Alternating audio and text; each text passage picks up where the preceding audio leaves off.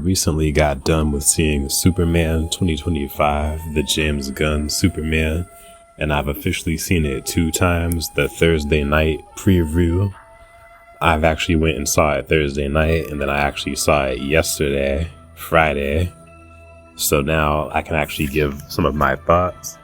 So the James Gunn Superman kind of starts off with Superman already being Superman. It's already 3 years plus into his career, and he was already taken down before by a previous threat. I'm assuming that threat would have been Ultraman, and he ends up being taken back to the Fortress of Solitude by Crypto, and eventually we kind of get to see the colorful world of the James Gunn Superman, which kind of in all honesty feels more like a comic book, which is a compliment to James Gunn, because I do like how he made it feel more colorful in the world of Superman and Metropolis. The Daily Planet looked really great. The overall feel felt like Superman. However, there were some nitpicks here and there, with the story being a little bit slow in some scenes, it feeling like it's taking a little bit longer to get to the next scene. Superman always being in like that defensive position where he's not really the dominant alpha like I feel like he should be. And I do appreciate that James Gunn does show Superman in a more light tone, where he does go out of his way to save civilians, and of course we do get him saving animals, but there's just something that's missing in this film. I don't know how to put my finger on it, but it's definitely not the performances. The performances were great, so I will go into part 2 into further detail. I do think Nicholas Hoult was definitely a great Lex Luthor. He did a great job in manipulating Superman and always having something over Superman. He always had one up over Superman as far as being the brains versus brawn situation. I did enjoy how it was almost like he was treating Ultraman like a video game. He was saying the certain commands to Ultraman while Ultraman was actually pummeling Superman. A lot of people did have complaints towards Superman being underpowered, and I do agree that he did seem underpowered, but at the same time he was fighting Ultraman, which was a clone of himself basically, so it's kind of like almost fighting General Zod like in Man of Steel. So I don't hold that too much over David Cornsweet. However, I do think that Superman should have been the one to save the day and defeat the kaiju during the kaiju battle. I did appreciate that it showed Superman going out of his way to rescue civilians, a little girl, a squirrel, and other animals. I think it was a dog when the building was falling, and a lady when her car almost collapsed under a building. Certain things like that was cool to see him be heroic, and I think that was definitely in response to the criticisms people had towards Zack Snyder's Superman in Man of Steel when he was going up against General Zod and he was causing all that destruction in Metropolis. So I think that was more of James Gunn's response, but I still do stand by Superman should have been the one to defeat that kaiju. It did still give Mr. Terrific a really cool moment. Speaking of Mr. Terrific, I think that this is the best iteration of Mr. Terrific. I did not like the CW Arrowverse version at all.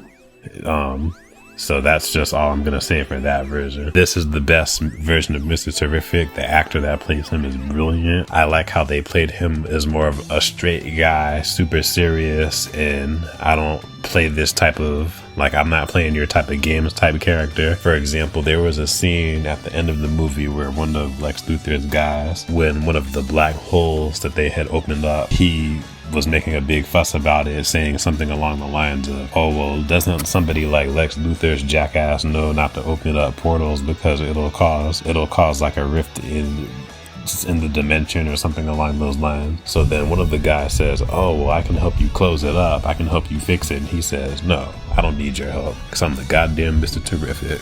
So I like how he's just this, super serious but also funny at the same time, unintentionally funny. I like the use of his technology. There was a cool scene where he had a lot of his technology out, where he was like some kind of force field, and he defeated all these guys around him, with Lois Lane kind of just in awe as Mr. Terrific is just beating everybody up. So that was definitely a highlight for me. And as a side note, I think James Gunn said that he wanted to do a series with Mr. Terrific, potentially Jimmy Olsen, so I'm definitely on the board with that. Speaking of Jimmy Olsen, this was a good version of Jimmy Olsen, definitely comic accurate. Most people who don't read Superman comics don't know that Jimmy Olsen kind of does have women that do. He was the kind of guy that women used to like in high school but never really said anything. So that's kind of how that woman that likes Lex Luthor was in this movie. She was a little too much, but it made a little sense though, and he knew that she was with Lex Luthor. That's why he didn't really want to be with her like that either. But he was still able to get the information from Lex Luthor, which was convoluted at the same time. But this was a good version of Jimmy Olsen, better than the small black guy version from My Adventures of Superman, and better than the big black guy version from the Supergirl on CW. So notice how I'm saying all these compliments about all these other characters but not so much about Superman. And that's because Superman spends a lot of time in this movie either captured or beaten up, unfortunately. So at some point in the movie, he ends up turning himself in, and he's basically captured throughout the movie and thrown in like a metahuman prison that the government pretty much had, that they were working with Lex Luthor for, because apparently he had captured other metahumans throughout the years. Because again, this movie kind of takes place in between, so it's like within the 3 years of Superman, this David Cornsweet being Superman.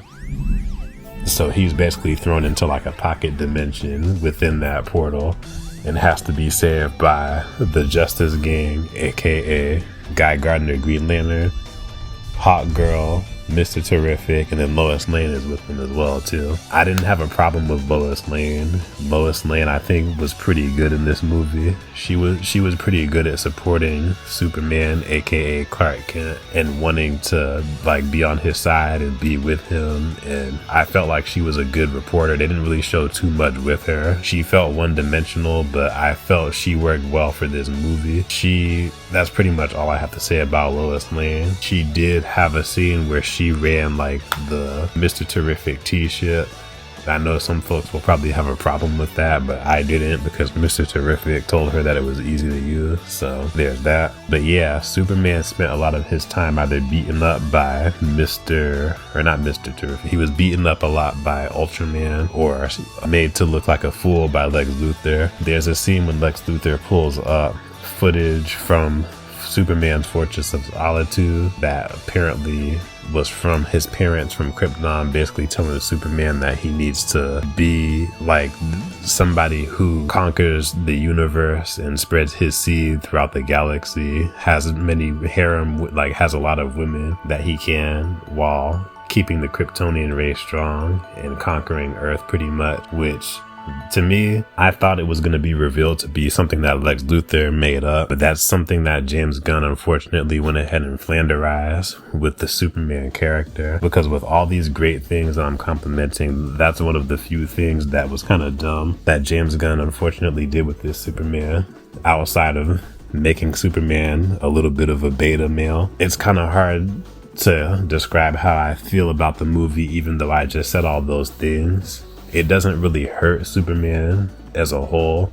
I just think that maybe if we had a different writer and director, if it wasn't James Gunn, we could potentially have a really decent Superman going forward. And this is not to say that this Superman was terrible. I just think that it was just okay. Again, like I said earlier in the review, there were some scenes that did take a little bit to go on to the next scene. You were just kind of waiting for the next scene to happen, kind of waiting for Superman to do his next thing and kind of show up and have his moment. The moments that he does have are kind of small. It's what you kind of see in the trailer.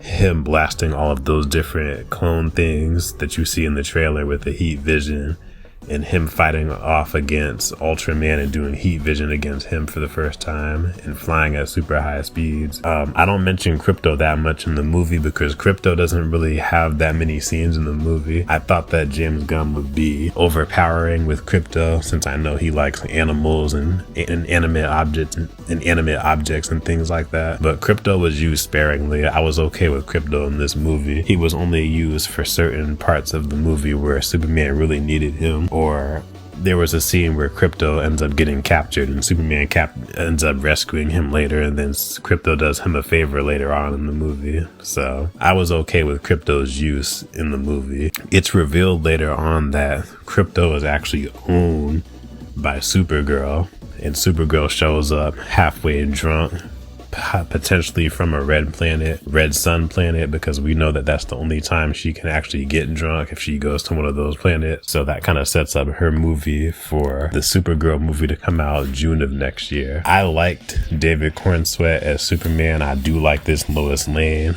I do like the Nicholas Hoult Lex Luthor. I was making some comments about Nicholas Hoult Lex Luthor, me not being sure about him as the role, but I think that he nailed it. He does a better job to me than the Jesse Eisenberg Jolly Rancher Lex Luthor from Batman vs Superman. So going forward, I think that this is a pretty okay Superman movie. It's not the best thing since sliced bread, like I'm seeing a lot of certain YouTubers say that it is, and it's not a piece of crap like people are saying that it is either. It's not woke or anything like that. There's no female empowerment in this movie.